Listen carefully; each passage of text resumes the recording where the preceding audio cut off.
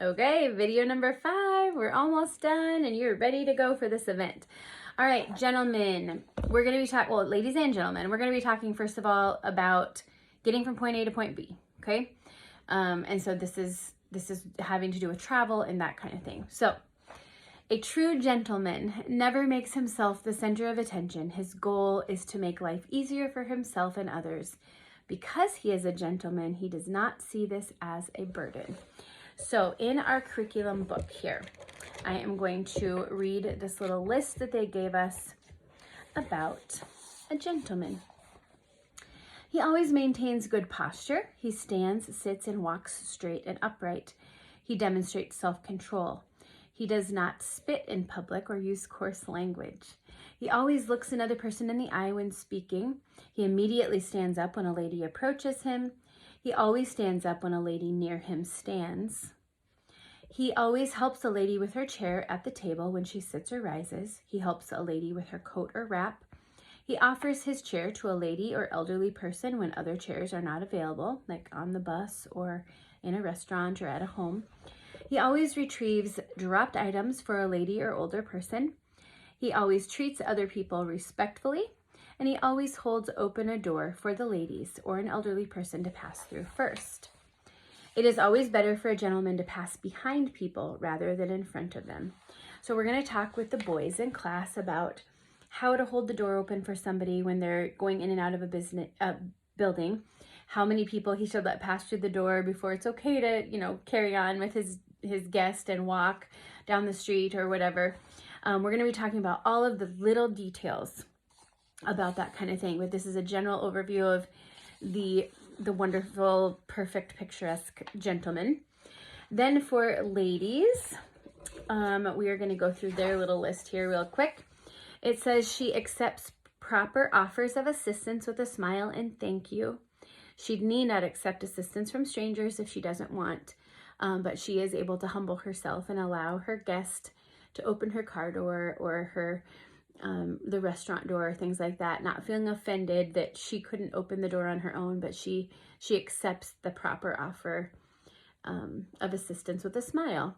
She always maintains her sense of poise and dignity, whether or not good manners are observed by others. So it's even behind closed doors, she uses her poise and dignity. She always stands and walks and sits gracefully. So no stomping, running, tripping over things. I always think if you're a particularly clumsy person, slow down, be aware of your feet and your hands. She's very graceful and maybe slow moving. She remembers to sit with her head held upright, legs straight or crossed at the ankles. She always allows an escort to offer her assistance with doors, chairs, steps, coat, or wrap. She always keeps her purse, glasses, and handkerchief off the table. She always speaks quietly and thoughtfully. She remembers that grooming is done in private, so she's not going to be applying lipstick at the table or brushing her hair. She does not play or fuss with others or friends' hair or clothes in public social settings, so she's probably not going to lean over to her date and fix his collar in front of all of his friends. She refuses improper advances in a firm but polite manner. So that gives the general overview of the genders and maybe what an outstanding or upstanding man or woman would look like.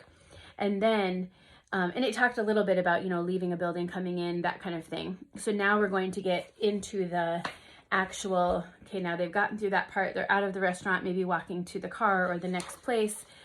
This is kind of what we have concluded from the curriculum. That the men will walk the closest to the street or on the woman's left.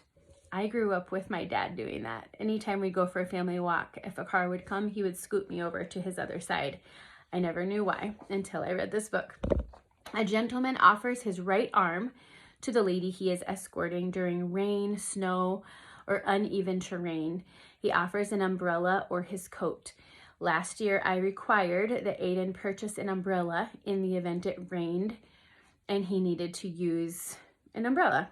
We did not need to use it, but it's always good to, teach them to think ahead in that regard. If someone trips and falls, they immediately offer assistance. When something is dropped, he picks it up. He always carries extra cash in the event of an emergency, and that is something that we felt very valuable in our family as well. When in a vehicle, And I'm going to do some role playing in class so that the kids will actually see this take place. But the ladies will first put their back to the seat, lower her body into the seat, then turn and pivot both legs together into place. So it's a very modest way to get in and out of a vehicle. The gentleman gets the door.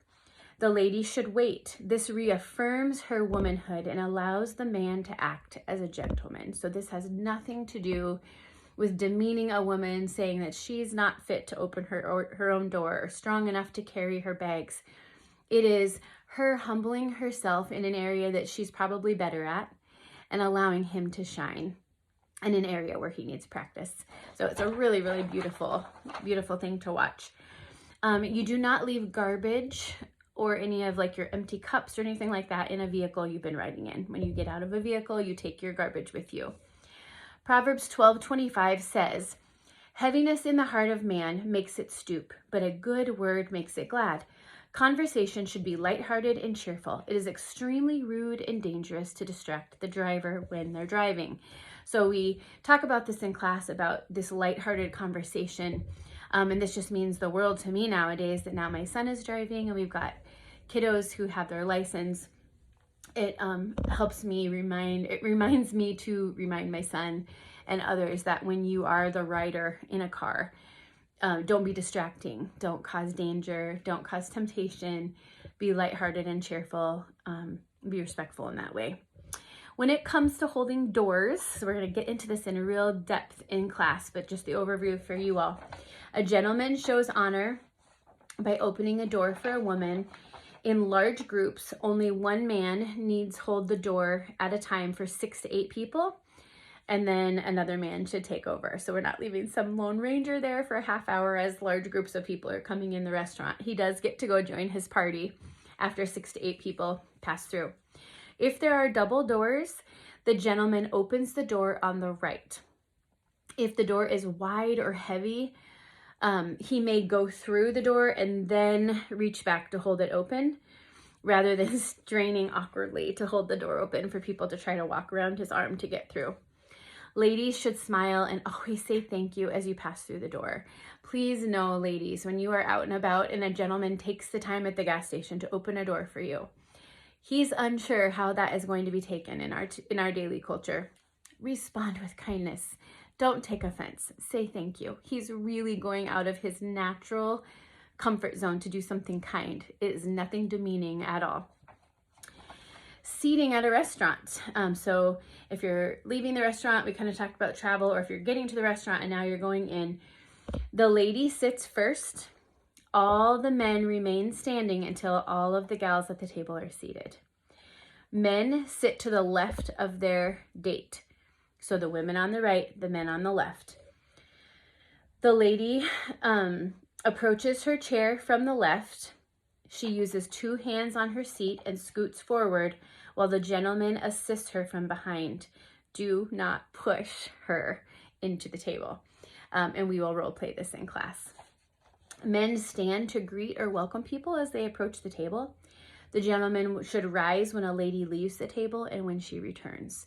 So gals, if you do have to use the restroom during your meal, again, you look to your date and say, "Excuse me," and then he will rise as you rise, and he will sit back down once you're gone.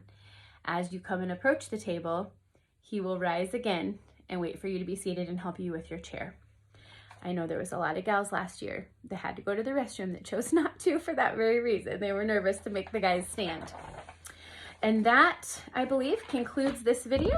We will see you on the next one.